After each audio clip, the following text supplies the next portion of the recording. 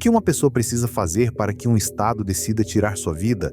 Muita gente pensa imediatamente em assassinato ou terrorismo, mas existem casos em que pessoas foram condenadas à morte por coisas que simplesmente não fazem sentido. Um exemplo é o caso de uma avó que foi presa pela polícia durante uma viagem de férias e, de repente, passou a enfrentar a pena de morte por tráfico de drogas, mesmo sem ter qualquer envolvimento com isso.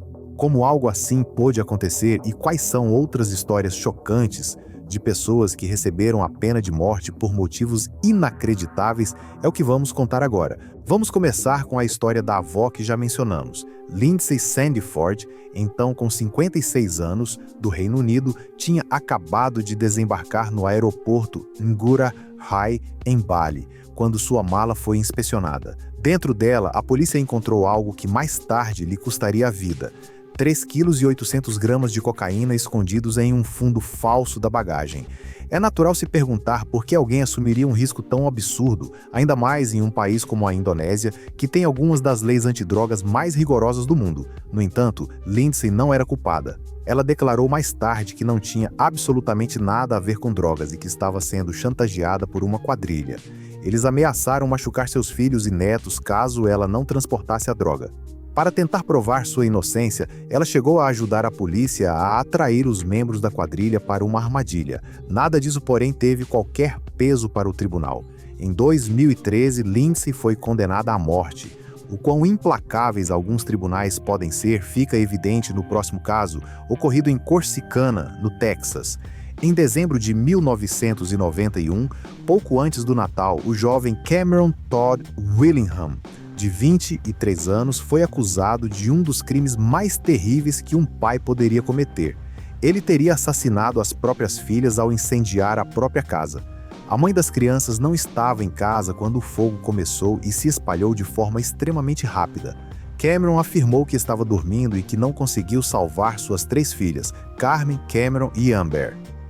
My little girl was crying, "Daddy, Daddy." When I woke up, the whole house was in smoke.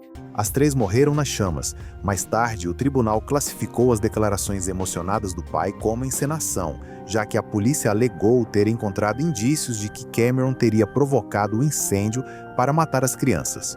Um desses supostos indícios era o fato de ele ter saído ileso, o que, segundo a acusação, indicaria que não tentou procurar as filhas dentro da casa em chamas.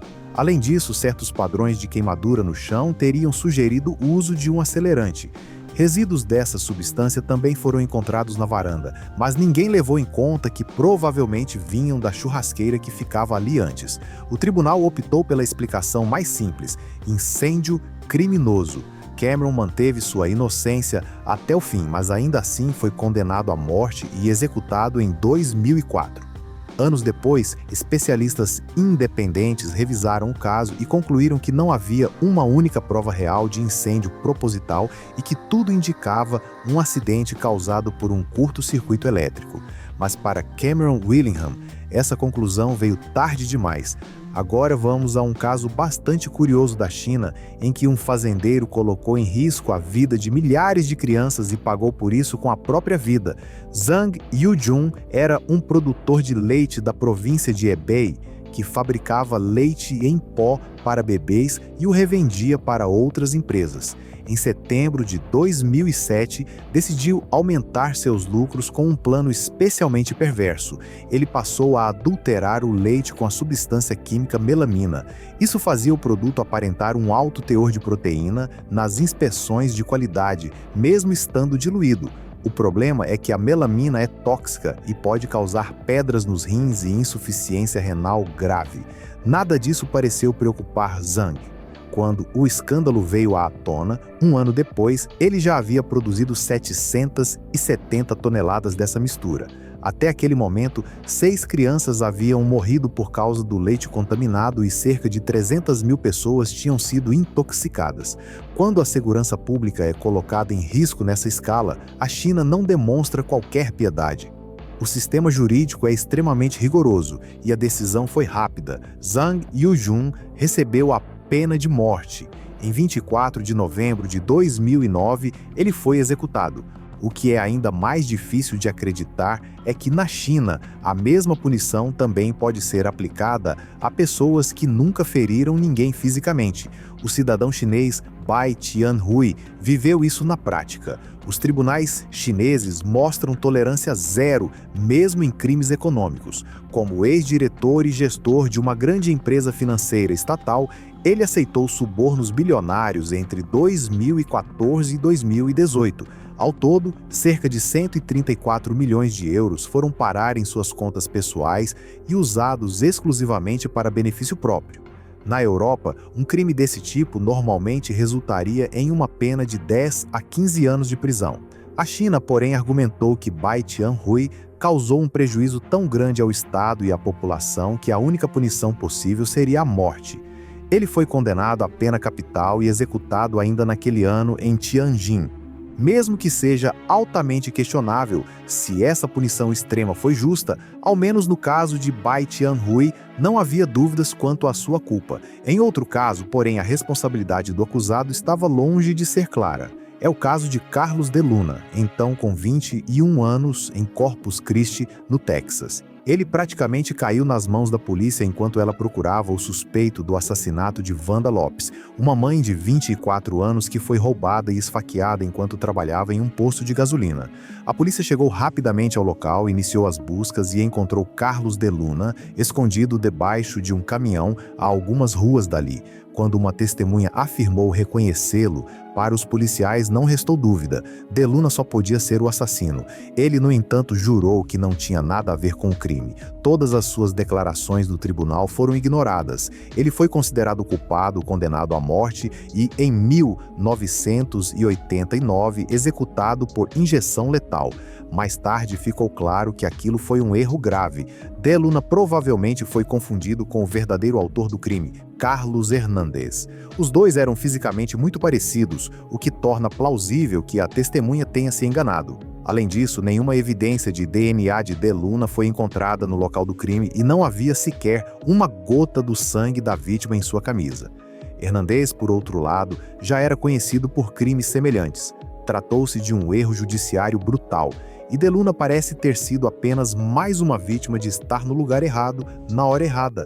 Infelizmente, algo parecido aconteceu com a estudante iraniana Reyhaneh Jabari, então com 19 anos. Em 2007, ela foi abordada por um homem mais velho que lhe ofereceu trabalho como designer de interiores. Os dois se encontraram no apartamento dele para o que deveria ser uma reunião profissional. Reyhaneh logo percebeu que não se tratava de uma proposta de emprego, mas de algo completamente diferente. À medida que ele se aproximava cada vez mais, ela se viu diante da decisão mais difícil de sua vida. Precisava escolher entre permitir que fosse abusada e talvez morta depois, ou reagir e se tornar ela mesma a agressora. Para salvar a própria vida, ela o esfaqueou nas costas. O homem morreu mais tarde no hospital e Reyhaneh foi condenada por assassinato. O fato de ter agido em legítima defesa não foi considerado. O tribunal decidiu que ela deveria pagar com a própria vida e a condenou à morte. Após 7 anos na prisão, Reyhaneh foi executada em 2014. Agora vamos a mais um caso em que a injustiça prevaleceu. Em 1944, 2 garotas brancas foram encontradas mortas em uma pequena cidade da Carolina do Sul, sem que houvesse qualquer pista do autor do crime. Por coincidência, um garoto negro de apenas 14 anos, chamado George Stinney, estava nas proximidades. A polícia o prendeu e simplesmente o apontou como culpado, mesmo sem armas, sem provas e sem qualquer evidência concreta. Ele sequer teve direito a um advogado. A polícia alegou que George teria confessado o crime durante o interrogatório, mas nunca existiram gravações que comprovassem isso.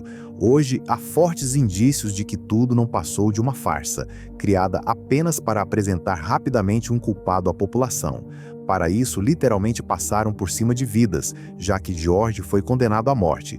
Ele se tornou a pessoa mais jovem a ser executada nos Estados Unidos no século XX.